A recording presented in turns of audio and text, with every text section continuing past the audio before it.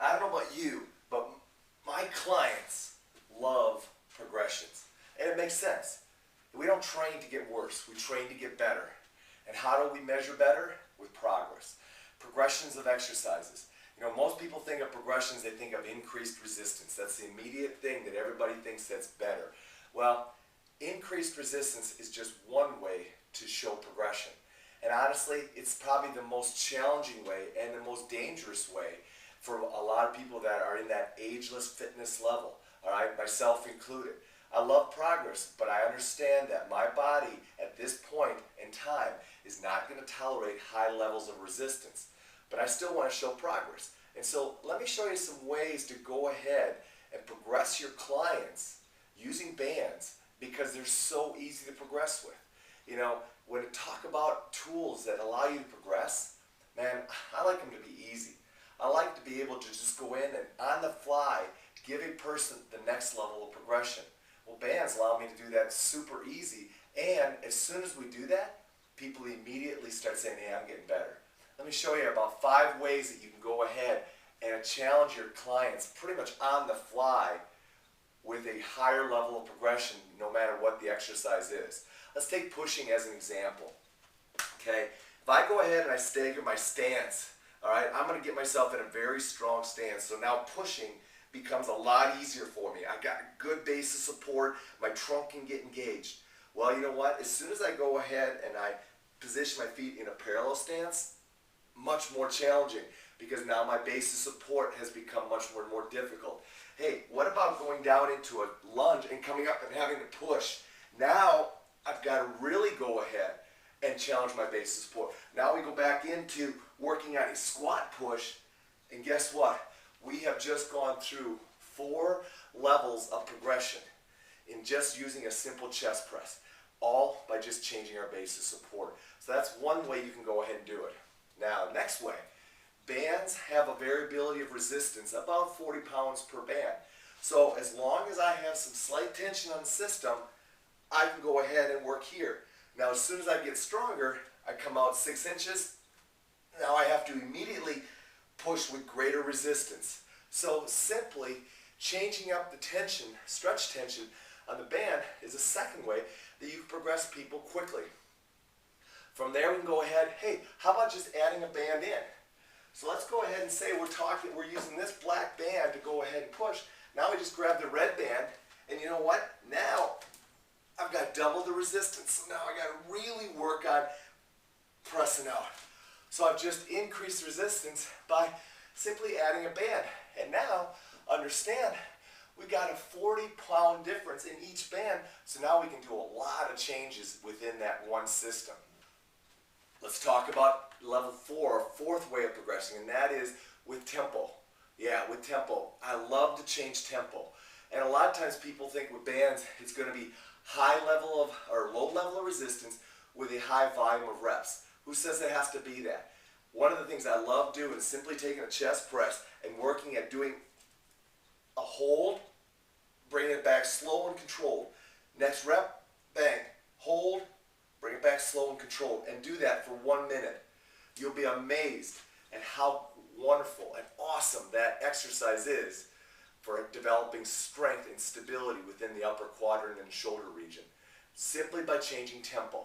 We can also go fast with it, as you've seen me do before. You can work at quick, explosive movements. Acceleration is always a much safer way to do it than with deceleration. Obviously, working at accelerating deceleration or eccentrics is much more challenging. Be careful with that. But guess what? Changing tempo completely changes things in regards to the exercise program. Just make sure that you look at how you're changing tempo and make sure you're successfully building it in so it works well for your clients. I like specifically the isometric hold at the end of the range of motion with a slow return as my first change in tempo to help develop strength and control and stability. The last thing that I want to share with you is taking an exercise, any exercise, and creating different variations of it simply by how you go ahead and integrate it into the body. Let's take lunges as an example. I'm going to go into this band here, position myself into this band, and we're going to talk about how I can go ahead and make an exercise more challenging. Let's go ahead and take a split squat. Stationary position. First of all, I can just take them down and hold them. Great isometric exercise, teaches them how to stabilize and hold. The band in this case is actually acting as a little bit of an assistance for my front leg and a resistance on my back leg. If I turn it around, position myself this way, now the band is creating a resistance on my front leg and an assistance on my back leg. This is typically the way we'll go ahead and do it. But now, it's a stationary exercise. Let's add some mobility to it. So now instead of an isometric hold, we're going to do a mobile split squat. Mobile split squat allows us to now take advantage of momentum changes, allows us to go ahead and take advantage of more dynamic stability, and challenges the system to be much more aggressive in regards to holding and controlling the body. However, now let's take it to the third step. Remember, the first one was stationary. The second one, we added mobility. Now let's go ahead and let's bring in ground reaction forces. So now this split squat isometric that went into a split squat mobile is now going to go ahead and go into a lunge, a resisted lunge. So now you've taken it from a stationary position to more mobility to an integrated position.